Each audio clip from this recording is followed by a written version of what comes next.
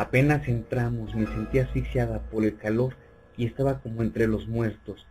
Y creo que si me quedara sola en una sala de esas, me daría miedo, pues me figuraría que todos los cuadros se me quedaban mirando. Y me daría una vergüenza muy grande. Y es como si fueras a un camposanto en donde todos los muertos estuvieran vivos, o como si estuvieras muerta sin dejar de estar viva. Y lástima que no sepa contarte los cuadros ni tanta cosa de hace muchísimos siglos, que es una maravilla que están como acabados de hacer. ¿Por qué las cosas se conservan más que las personas? Imagínate, ya ni sombra de los que los pintaron, y los cuadros están como si nada hubiera pasado. Y había algunos muy lindos de martirios y de huellos de santas y niños, pero estaban tan bien pintados que no me daban tristeza, sino admiración los colores tan brillantes, como si fueran de verdad el rojo de las flores, el cielo tan azul, y las nubes, y los arroyos, y los árboles, y los colores de los trajes de todos colores. Y había un cuadro que me impresionó tanto que sin darme cuenta, como cuando te ves en un espejo, o como cuando te asomas a una fuente y te ves entre las hojas y las ramas que se reflejan en el agua, entré al paisaje, con aquellos señores vestidos de rojo, verde, amarillo y azul, y que llevaban espadas y hachas y lanzas y banderas, y me puse a hablar con un ermitaño barbudo que rezaba junto a su cueva, y era muy divertido jugar con los animalitos que venían a hacerle compañía, venados, pájaros y cuervos y leones y tigres mansos. Y de pronto, cuando iba por el prado, los moros me cogían y me llevaban a una plaza en donde había edificios muy altos y puntiagudos como pinos, y empezaban a martirizarme. Y yo empezaba a echar sangre como surtidor, pero no me dolía mucho y no tenía miedo porque Dios arriba me estaba viendo y los ángeles recogían en vasos mi sangre, y mientras los moros me martirizaban, yo me divertía viendo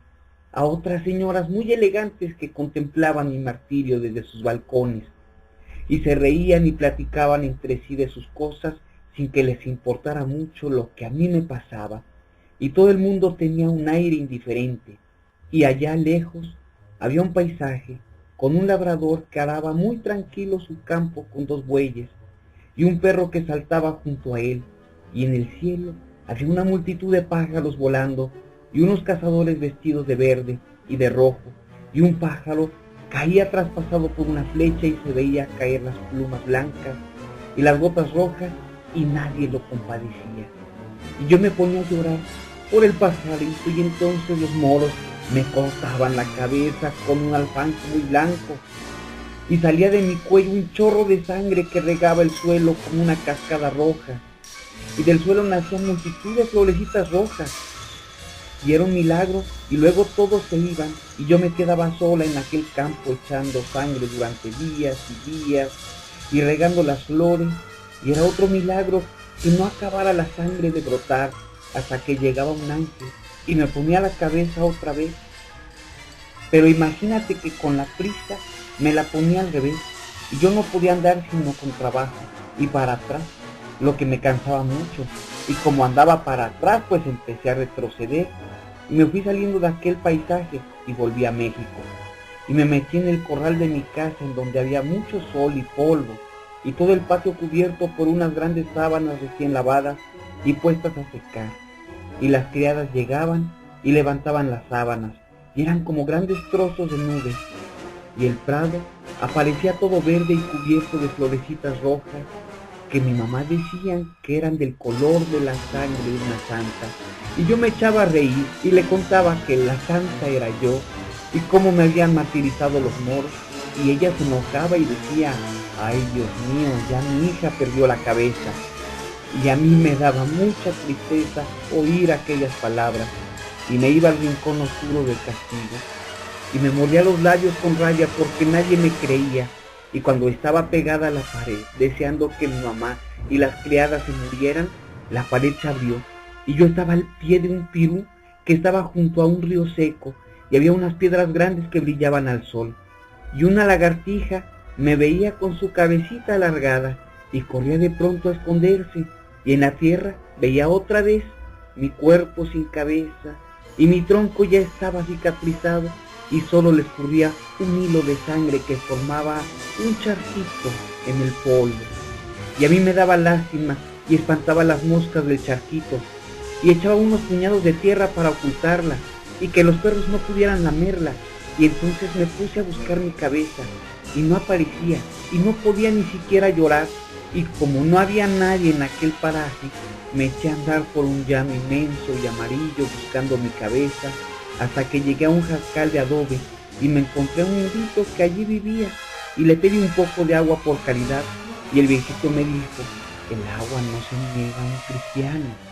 y me dio agua en una jarra colorada que estaba muy fresca,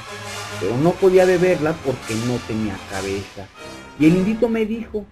no se apure, niña, yo aquí tengo una de repuesto. Y empezó a sacar de unos guacales que tenía junto a la puerta su colección de cabezas, pero ninguna me venía. Unas eran muy grandes, otras muy chicas, y había de viejos hombres y de mujeres, pero ninguna me gustaba. Y después de probar muchas, me enojé y empecé a darles de patadas a todas las cabezas. Y el indito me dijo: no se amuine, niña, vamos al pueblo a cortar una cabeza que le acomode. Y yo me puse muy contenta, y el indito sacó de su casa un hacha de monte de cortar leña, y empezamos a caminar, y luego de muchas vueltas llegamos al pueblo, y en la plaza había una niña que estaban martirizando unos señores vestidos de negro como si fueran a un entierro, y uno de ellos leía un discurso como en el 5 de mayo, y había muchas banderas mexicanas, y en el kiosco tocaban una marcha, y era como una feria. Había montones de cacahuates y de jícamas, y cañas de azúcar, y cocos y sandías, y toda la gente compraba y vendía, menos un grupo que oía al señor del discurso, mientras los soldados martirizaban a la niña, y arriba por un agujero Dios lo veía todo, y la niña estaba muy tranquila. Y entonces el indito se abrió paso, y cuando todos estaban descuidados, le cortó la cabeza a la niña y me la puso, y me quedó muy bien, y yo di un salto de alegría porque el indito era un ángel, y todos me miraban, y yo me fui saltando entre los aplausos de la gente. Y cuando me quedé sola en el jardín de mi casa, me puse un poco triste, pues me acordaba de la niña que le cortaron la cabeza.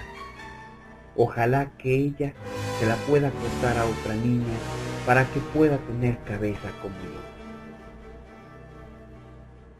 Cabeza de ángel, de Octavio Paz. Música: Danza geométrica del compositor mexicano Silvestre Revueltas, interpretada por The New Philharmonia Orchestra, dirigida por Eduardo Mata. Voz: Pedro Montalvo Piedra, para Yolotl y Jadi.